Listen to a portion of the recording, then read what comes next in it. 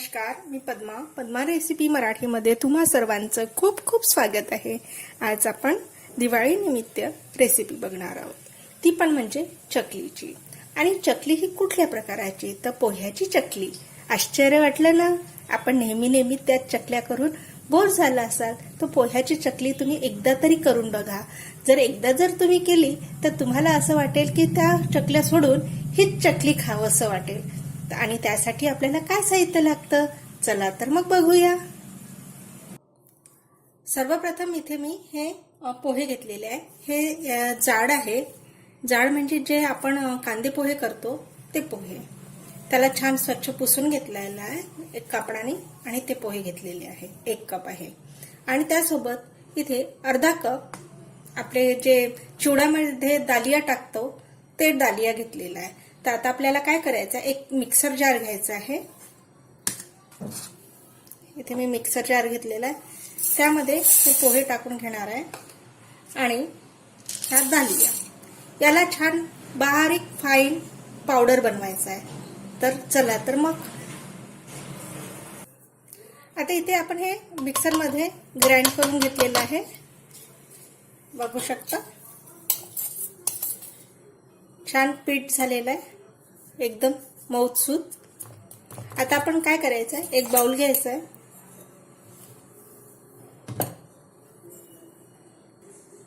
बाउलवरती एक चाळणी टाकायची आहे आणि या पीठला चाळून घेणार आहोत। याच्यासाठी कशासाठी चाळायचं आपल्याला, जेणेकरून आता हे पूर्ण पीठ आपण यामध्ये टाकून घेणार आहोत आणि याला छान चाळून घेणार आहोत। हे यासाठी चाळणार आहोत आपण, यामध्ये समजा दालियाचे किंवा पोह्याचे मोठे कण असतील ते निघून जातील, बस याकरिता आपण हे चाळून घेणार आहोत। बघू शकता यामध्ये काही थोडं जाडसर राहिलेलं आहे, एकतर मिक्सर मधून परत ग्राइंड करून घ्यायचं किंवा याला सोडून द्यायचं।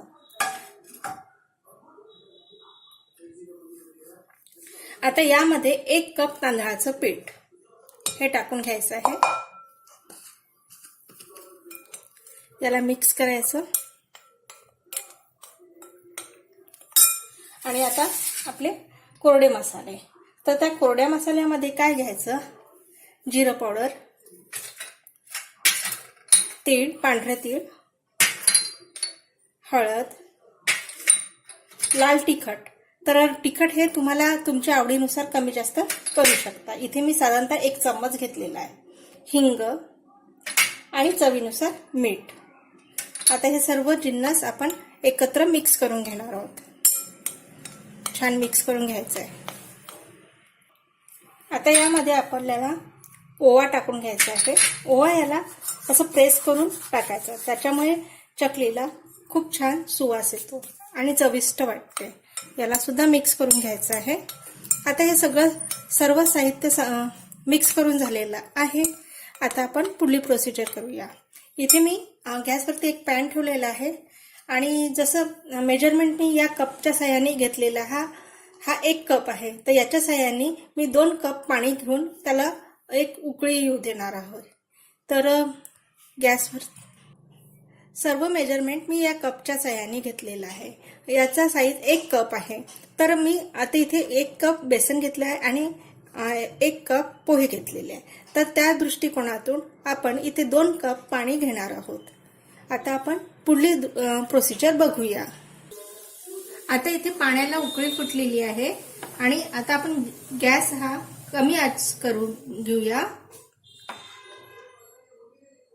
आता इथे पाण्याला उकळी फुटलेली आहे आणि गॅसची फ्लेम ही कमी करायची आहे आणि जे आता आपण पीठ बनवलं होतं ते आपण यामध्ये टाकून घेणार आहोत। तर टाकताना काय करायचं, अगदी हळूहळू वारपणे टाकायचं, जेणेकरून त्याच्या गुठल्या बनल्या नाही पाहिजे। या पद्धतीने हळूहळू आणि मिक्स करत जायचं।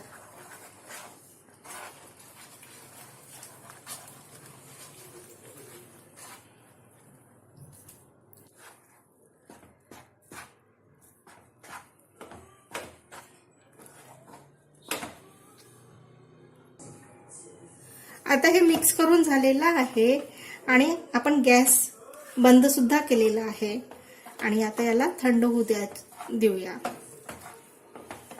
कारण की हे फार गरम आहे. थंड होण्याची वाट बघूया आता आपण. आणि थंड सुद्धा खूप थंड नाही होऊ द्यायचं, जेणेकरून आपण त्याला हात लावून मळू शकू, एवढंच थंड होऊ द्यायचं आहे.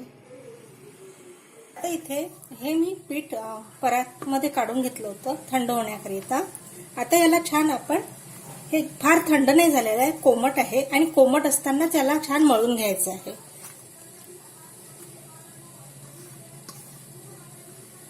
आणि समजा हे पीठ ड्राय झालं आहे असेल तर थोडं गरम पाणी करून याला मिक्स करून घ्यायचं. ऍक्च्युली प्रमाण व्यवस्थित घेतलं तर ड्राय होत नाही, पण समजा झालंच तर ह्याला थोडं गरम पाण्याने, म्हणजे थोडं गरम पाणी टाकायचं. आता याला छान मळून घेणार आहोत आपण.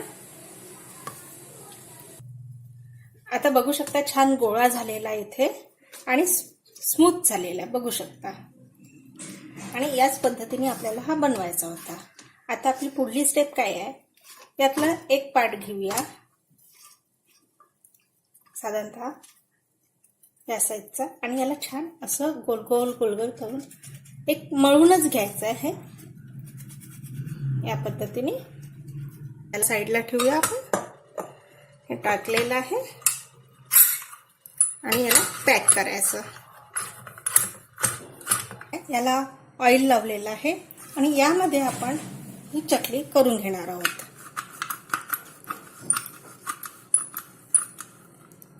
मस्त या पद्धतीने छान याला, तुम्हाला साईज किती मोठा हवा आहे त्यानुसार तुम्ही करू शकता. इथे मी फार मोठा साईज करणार नाहीये, छोटा छोटा साईज करणार आहे. बघू शकता या पद्धतीने आपण चकल्या करून घेऊया. पहिले या पद्धतीने आपण या चकल्या पिळून घेतलेल्या आहे आणि आता आपण तळून घेणार आहोत. इथे मी एक कढई घेतली आहे आणि त्यामध्ये तेल टाकलेलं आहे. त्यामध्ये एक छोटासा बॉल टाकून बघितला होता. तेल आपलं गरम झालेलं आहे, बघू शकता. आता आपण ह्या चकल्या तळून घेणार आहोत. तर इथे काय करायचं, चकली कधी पण तळताना गॅसची फ्लेम जी आहे ती कमी करायची आणि मग तळून घ्यायचं, जेणेकरून ती बाहेरून आणि आतून दोन्ही साईडनी छान शिजून जाईल. या पद्धतीने त्याला तळून घ्यायचं आहे. आपण आता एक चकली टाकली आहे, आता या पद्धतीने बाकीच्या सुद्धा चकल्या टाकून घेणार आहे आणि छान त्याला खरपूस भाजून घेणार आहे. या पद्धतीने टाकता येतं. अशा प्रकारे आपल्या पोह्याच्या चकल्या रेडी झालेल्या आहेत आणि खूप सुरेख कलर आलेला आहे, बघू शकता. आणि इतक्या खुसखुशीत, आणि खूप, तुम्ही बाकी चकल्या करणं सोडून देणार आणि ह्याच चकल्या करणार. आता आपण याला एका सर्व्हिंग प्लेटमध्ये घेऊया. अशा प्रकारे आपल्या ह्या पोह्याच्या चकल्या रेडी झाल्या आहेत आणि कलर तर अतिशय उत्तम आलेला आहे, बघू शकता. आणि खुसखुशीत आणि इतक्या चविष्ट झालेले आहेत की म्हणजे त्याला शब्द नाही आहे सांगायला, इतक्या छान झालेले आहेत. आणि जर तुम्ही ही चकली करून बघितली तर तुम्ही बाकीच्या ज्या प्रकारच्या वेगवेगळ्या प्रकारच्या चकल्या करतात त्या करणं सोडून द्याल आणि हीच चकली करणार. इतकी अतिशय छान झालेली आहे. तर आणि झटपट होते. आणि माझी ही रेसिपी आवडली असेल तर लाईक करा, शेअर करा, सबस्क्राईब करा. सोबत बेल आयकॉन आहे त्याला सुद्धा क्लिक करायचं आहे, जेणेकरून मी कुठली रेसिपी अपलोड करेल तर त्याचं तुम्हाला नोटिफिकेशन येईल. आणि वेळात वेळ काढून तुम्ही माझी रेसिपी बघितल्याबद्दल खूप खूप धन्यवाद. थँक्यू. Bye bye. पुन्हा भेटूया एका नव्या रेसिपी सोबत.